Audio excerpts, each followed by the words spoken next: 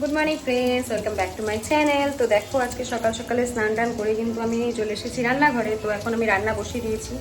তো তো এখন ডাল বানাচ্ছি আর ভাজা বানাচ্ছি, আর একটু পরে চিকেনটা বানাবো। চিকেনটা নিয়ে চলে এসেছে হাজব্যান্ড, তো ওটাকে ধুয়ে রেখেছি। তো একটু পরে চিকেনটা বানাবো। এগুলো আগে ডাল আর ভাজাটা হয়নি, তারপরে আমি চিকেনটা বসাবো।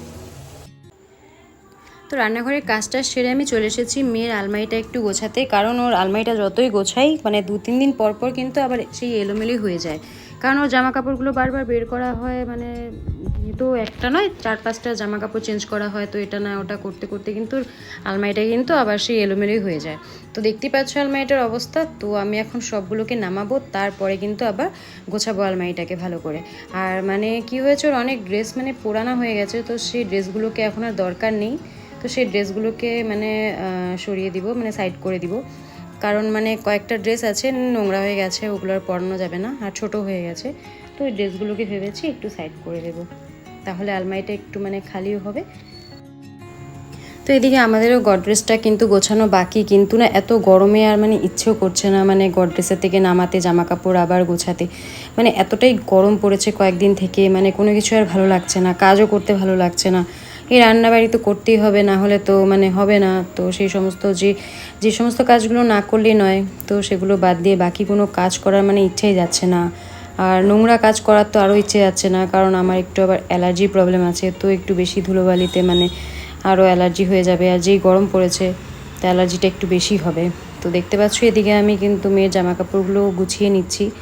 আর কতগুলো জামা কাপড় মানে একদম মানে ফেড হয়ে গেছে, তো সেই জামা কাপড়গুলো সাইড করে দিচ্ছি।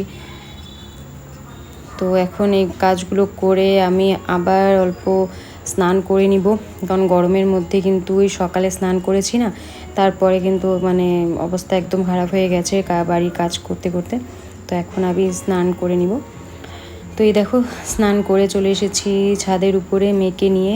তো ওয়েদারটা এখন অল্প রোদটা কিন্তু কমেছে, তো তার জন্যই ছাদে আসতে পেরেছি, না হলে কিন্তু এই টাইমে কিন্তু ছাদে মানে পা দেওয়াই যায় না, মানে এতটা ছাদটা গরম হয়ে থাকে। তো একটু হাওয়া দিয়েছে এই টাইমে, তার জন্য একটু মানে চলে এসেছি ছাদে। না হলে মানে ছাদের উপরে একটা টিন আছে, সেই টিনের নিচেই কিন্তু কাপড় জামাগুলো মেলে দিই, কারণ এত গরমের তাপে কিন্তু শুকিয়ে যায়। আর মানে এত রোদের মধ্যে না জামা কাপড়গুলো যদি মানে একদম ডাইরেক্ট রোদের আলোতে দিই না, তাহলে মানে কালারগুলো ফেড হয়ে যায়। তো যেহেতু এখন একটু রোদটা কমেছে, তো মেয়েকে নিয়ে চলে এসেছি। তো দেখতে পাচ্ছ মেয়ে ওর সাইকেলটাকে নিয়ে খেলা করছে। আর মেয়ে যে সাইকেলটা চলাচ্ছে না, সেটা কিন্তু ও মানে পা দিয়ে প্যাডেলটা ঘোরাতে পারে না এখনও, তো ওটাকে না পা দিয়ে ঠেলে ঠেলে নিয়ে যায়। আর ওই কোণার দিকে একটা নল আছে জলের, ও কিন্তু ঘুরে ফিরে সেই নলের কাছেই যায়, ওখানে গিয়ে জল দিয়ে খেলা করবে, ওটাই ওর খেলা। তাই ওকে নিয়ে ছাদে আসাও মানে কি বলবো, মানে ছাদে আসলেই ওর জামা কাপড় ভিজাবে। তো চলো, ছাদের কাজ হয়ে গেছে, নিচে যাই। তো ফ্রেন্ডস দেখো, এখন বিকেল হয়ে গেছে, তো ভাবছিলাম অল্প বেরোবো। তো মেয়েকে রেডি করার আগে কিন্তু ও নিজে নিজে রেডি হয়ে যাচ্ছে, দেখতেই পাচ্ছ লিপস্টিক দিয়ে গিয়ে সাজুগুজু করে নিচ্ছে। তো ওকে আর আমার সাজাতে হবে না মনে হচ্ছে, নিজেই রেডি হয়ে যাচ্ছে। তো ওকে রেডি করে আমরা সবাই মিলে অল্প বের হয়ে এসেছিলাম অল্প বাইরে। তো এদিকে মেয়ে খাবে চকলেট, তো ওকে নিয়ে দোকানে চলে এসেছিলাম। তো দোকানের কাউন্টারের উপরেই বসে বসে ও কিন্ডার জয় খাচ্ছিল।